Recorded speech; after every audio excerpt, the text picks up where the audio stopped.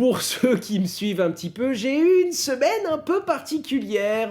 Pour ceux qui m'ont suivi sur Twitter, il y a un mec qui est débarqué dans mon appartement avec un fusil en milieu de semaine, donc forcément ça a chamboulé un petit peu le déroulé de ma semaine. Voilà. Je vais évidemment vous donner tout le détail, on va reparler de tout ça une bonne fois pour toutes, j'insiste là-dessus parce que le but, c'est de le poser au moins une bonne fois, vous expliquer qu'est-ce qui s'est passé, concrètement où on en est aujourd'hui, vous dire comment je l'ai vécu aussi, je vais vous donner tout ça, mais bon...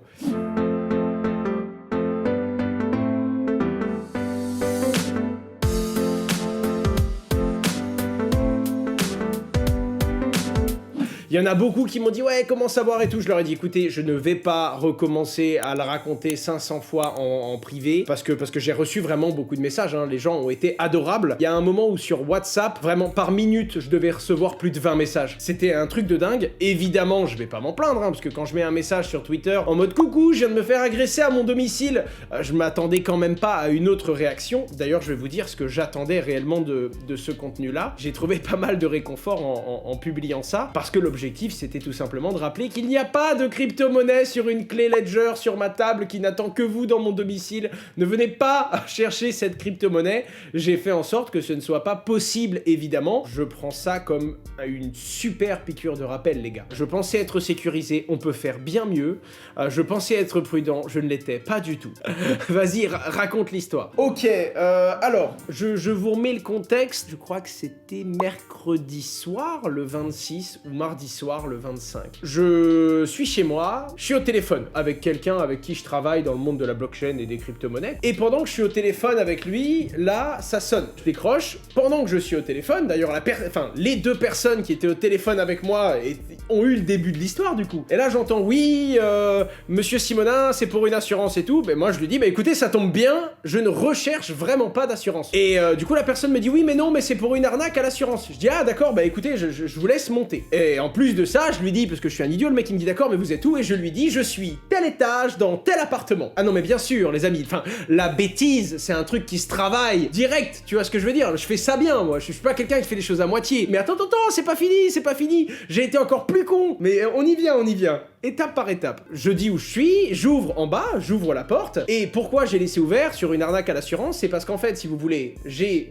une voiture de fonction au Luxembourg. Sur cette voiture de fonction, il y a quelqu'un qui s'était fait flasher. Donc un jour, j'ai reçu une amende, on regarde, c'est bien ma plaque, mais c'est pas ma voiture. Tout un bordel, mais c'était il y a longtemps, c'était il y a 7-8 mois, tu vois, donc j'ai pas cherché à comprendre, je réfléchis pas, je suis toujours au téléphone. Le mec est en train de monter dans l'ascenseur, et moi je termine mon call, tranquille. Et comme je suis Covid positif, je suis chez moi. Mais moi, je me dis, oh, le pauvre monsieur de l'assurance, il va rentrer sans réfléchir dans mon appartement et il va comprendre que j'ai le Covid trop tard. Donc je vais l'attendre, la porte ouverte, sans les sécurités de la porte. Moi, je suis dans mon appartement 1 mètre en arrière pour lui dire, attention monsieur, attention, j'ai le Covid, n'approchez pas.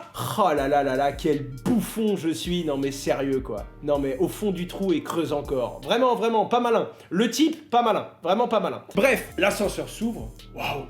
Et là, je vois un mec, tête un peu baissée comme ça, 1m80, je dirais, un peu plus grand que moi, qui avance et qui fait un pas vers moi. Et je lui dis, attention monsieur, je suis positif. Je vois que ça l'arrête pas. Concrètement, je sais pas pourquoi, mais le mec n'avait visiblement pas décidé de s'arrêter. Je lui dis, monsieur, attention, je suis positif Covid, donc avancez pas, quoi. Et là, je l'entends me dire reculer. Il avait un masque chirurgical, tu vois. Je l'entends me dire reculer, je le vois sortir, et là, je vois la tranche d'une arme de poing. Là, mon cerveau... Tic-tac, connexion, je capte, je fonce sur lui, direct, en mode, il faut pas que je le laisse en fait monter l'arme jusqu'à moi, parce que sinon je suis en joue, il est déjà dans mon domicile au niveau de la porte, donc l'étape d'après c'est, il me braque, il me dit tu t'assois, silence. Et tout de suite ce que je fais c'est que j'avance vers lui, je le pousse en fait, je lui attrape la main parce que l'objectif c'était qu'il ne monte pas l'arme jusqu'à moi, et tout de suite je me rapproche le plus possible de lui, parce qu'en fait s'il a une arme, et que j'arrive en fait à créer une situation de confusion, il peut essayer de me tirer dessus. Et à ce moment-là, le fait d'être très proche de lui dans la confusion, bah, il va hésiter de tirer n'importe où, parce qu'il va se mettre une bastos à lui en fait, si tu veux. Et donc là, gros moment de panique, et je hurle. Mais quand je vous dis je hurle, dans ma tête c'était un truc assez viril, assez fort. Selon le voisin, ça ressemblait plus à un chien sur le point de se faire égorger. Ça c'est une question d'interprétation, moi ça me regarde pas, le mec il est peut-être un peu dur d'oreille. Bref. Ce qui se passe, c'est que du coup, bon là je fais le malin les amis, je vous le dis en rigolant, mais sur le moment je faisais pas du tout le fier. Hein. Quand je suis proche de lui, après je le pousse contre le mur, le mec est un peu déséquilibré, puis dès qu'il est de dos, je lui mets un gros taquet avec le pied, il est déséquilibré, et dès que je le vois de dos déséquilibré, demi-tour, je rentre dans mon appartement, un loquet, deux loquets, je ferme, je me mets tout au bout de l'appart, près d'une fenêtre au cas où je vois une voiture partir ou quoi, et là 17. Alors déjà, je continue dans les petits délires avec un peu d'humour. Est-ce que vous savez que quand vous appelez le 17, pendant plus d'une minute, il y a une petite musique genre « Bonjour, bienvenue, vous avez contacté la police de France. »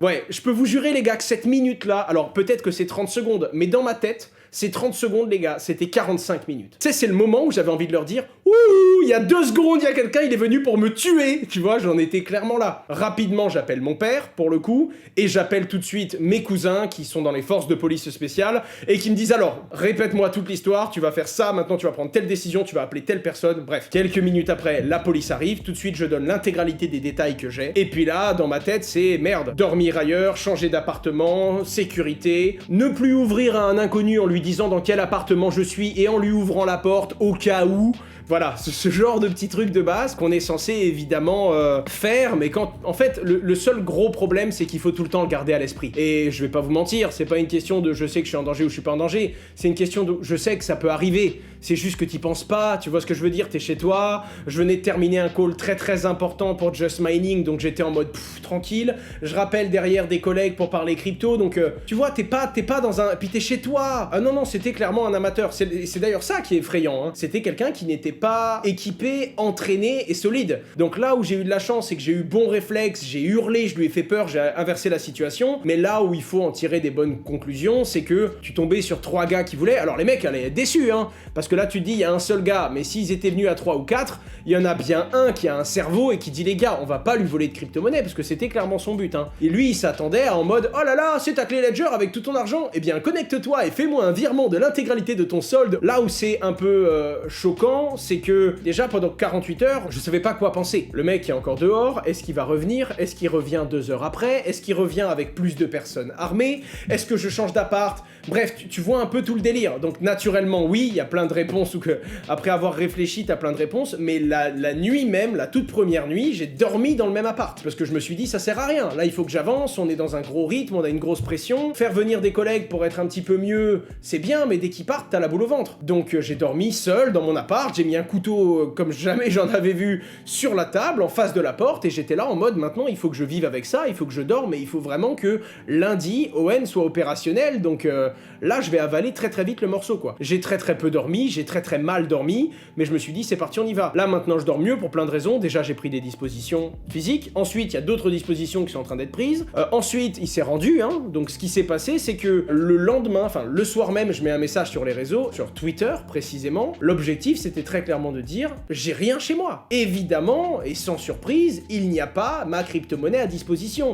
Et je vais même vous dire mieux, c'est même pas pour mes fonds que j'ai pris ces responsabilités-là à la base, c'était pour Just Mining. Imaginez si t'as un seul employé qui peut vider la caisse, mais ce serait pas viable. Et donc, naturellement, quand on l'a mis en place pour la société, j'ai également mis en place ces systèmes de sécurité pour moi. Je vous mentirais en vous disant que vous pouvez pas me prendre 300 € de Bitcoin, hein, c'est sûr. Par contre, est-ce qu'il faut aller braquer quelqu'un pour récupérer 300 € de Bitcoin? Il y a plus accessible quand même. Donc non, c'est choquant, et c'est là que tu te dis, bah, sur le plus grand nombre, il y a une petite partie de fous, il y a des gens qui sont capables. Et surtout, ma plus grosse erreur, c'est que bah, c'était l'une de mes adresses qui est facile à trouver. C'était, pour vous dire, c'était même pas ma domiciliation habituelle, mais c'est que comme j'ai eu le Covid et que j'étais positif, j'ai été m'isoler pendant une petite semaine. Et je me suis dit, bon bah pendant une semaine, je me fous là, fin de l'histoire. Donc le mec a eu du cul en plus de me trouver ici. Il a eu du cul aussi que je réponde au dictaphone, et comme un idiot profond, pour ne pas dire un débile, je dis très clairement, je suis là, ici, tel étage, telle porte, comme un idiot, et que en plus, quand il arrive, j'ai la porte ouverte pour lui dire attention.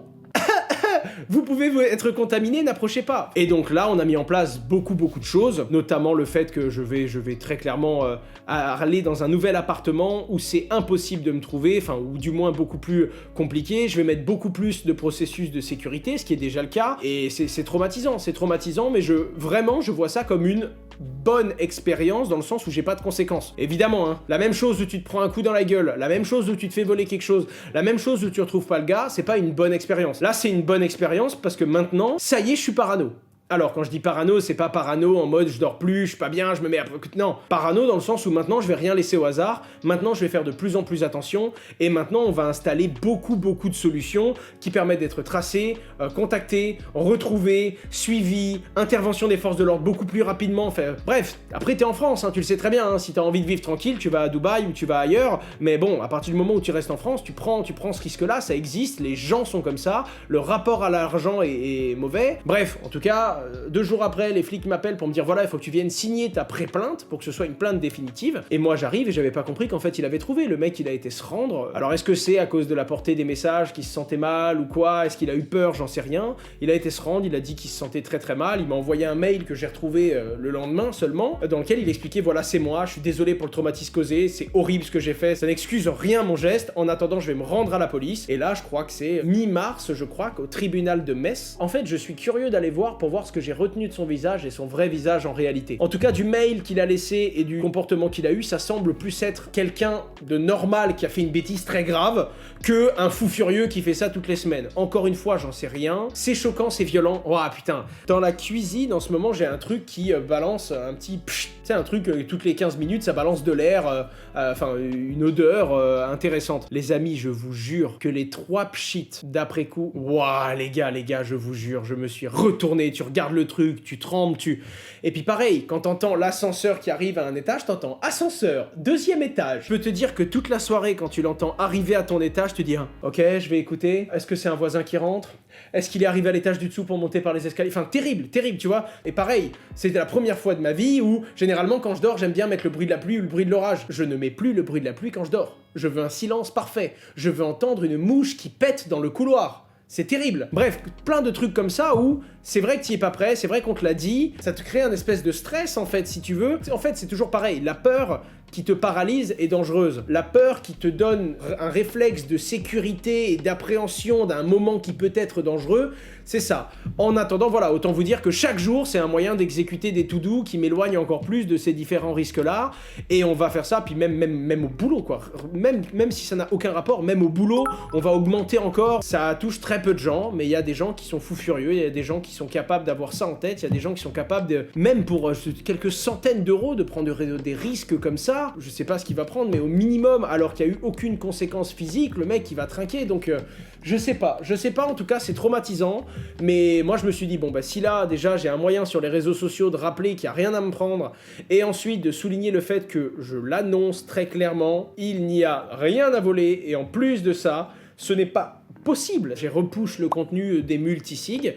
La multisig, je le rappelle, c'est si quelqu'un veut vous forcer à libérer votre crypto-monnaie, ben il pourra pas, pour la simple raison que moi j'ai besoin d'un processus qui fait appel à d'autres personnes qui vont devoir signer aussi pour libérer de l'argent. Puis autant dire que mon associé, notamment mon associé Corse qui a la responsabilité financière, tu l'appelles à 2h du matin, tu lui dis ouais, tu veux pas signer cette transaction-là pour libérer du pognon? Il va dire mais t'es malade ou quoi? T'es fou? Tu vas m'appeler en visio déjà, on va discuter un petit quart d'heure et on va voir si on réveille 3 autres personnes à 2h du matin.